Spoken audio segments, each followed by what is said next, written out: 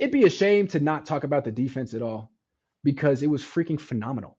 And the fact that they gave up that touchdown drive at the end, I mean, I don't really think less of the defense. I did downgrade the defensive line slightly from an 8 to an A minus because they let Wilson out of the pocket twice on the final drive. But frankly, it was going to happen. I mean, you can't keep Russell Wilson in the pocket forever. And you can't expect the defense to be perfect. The Niners were close to perfect in this game. But they had to be perfect to win. And that's a shame. The Niners are squandering a Super Bowl defense. And it's not just because they don't have a quarterback. It's because they don't have an offense. Their defense from the coach down to the players is terrific. Like, for example, Eric Armstead didn't play in this game. Didn't matter. He's a good player. Not a Pro Bowler, but a good player. Did you notice that he wasn't out there? They were just fine without him.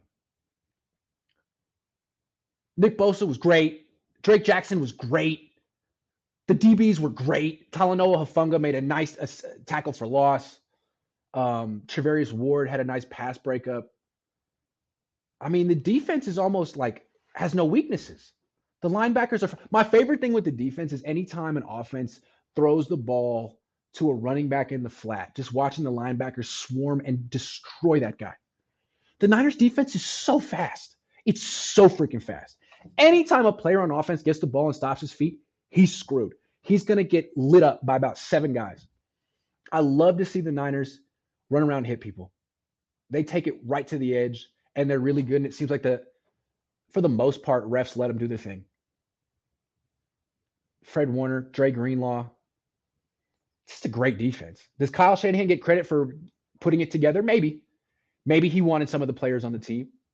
But I think who gets the most credit is the personnel staff, the general manager, and DeMeco Ryans. As good, I spent a lot of time critiquing Kyle Shanahan and explaining why he's not good enough. Let's talk about DeMeco. He's the best coach on the team. He might be better than Robert Saleh was. It seems like he learned from Saleh, picked up where Saleh left off, and continued improving. I haven't been following Saleh since he went to the Jets, but I've been following DeMeco, and he improves all the time. And like, he'll be very conservative. He'll be letting his 4-man pass rush really dominate the game. And then for the first time all night, Denver gets into Niners territory, and all of a sudden, blitz. And Denver's in field goal range, and all of a sudden, they're not. I think he's terrific.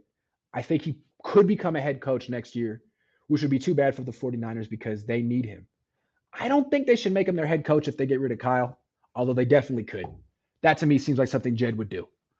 You know, let's people like DeMeco, let's promote from within, and nothing against that, but I'm kind of out on hiring defensive coaches as head coaches. This team has an offense problem.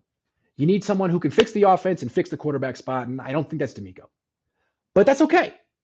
I think DeMeco, if they could always, there's no salary cap on coaches. They can always pay him whatever they need to keep him around, and they can bring in someone else to complement him because he needs someone to help him right now. What kills me is no one ever talks about DeMeco Ryans. He's like a footnote on this team. It's always Kyle, Jimmy. Two of the most overrated people in the league. DeMeco's the best coach on this team. He's the star. And the Niners have a chance to win every week because of him. When they lose, it's not because of him. It's because of Kyle. We critiqued his defense a lot week 1 because of the penalties, because they gave up 19 points. That was a bad game for the Niners defense, giving up 19 points. Last week they gave up 7. This week they gave up 9. And the only reason they gave up 9 instead of 3 is because the Niners offense did nothing. Had the Niners offense been able to convert more than 1 third down, the Niners defense wouldn't have worn down, wouldn't have gotten tired, and they would have held Denver and Russell Wilson freaking 3 points. So it's good.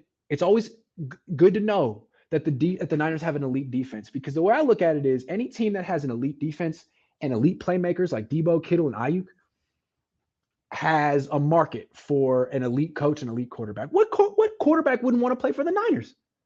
That's an elite defense. All you have to do is score freaking 12 points. Now you see why Tom Brady wanted to come to the Niners.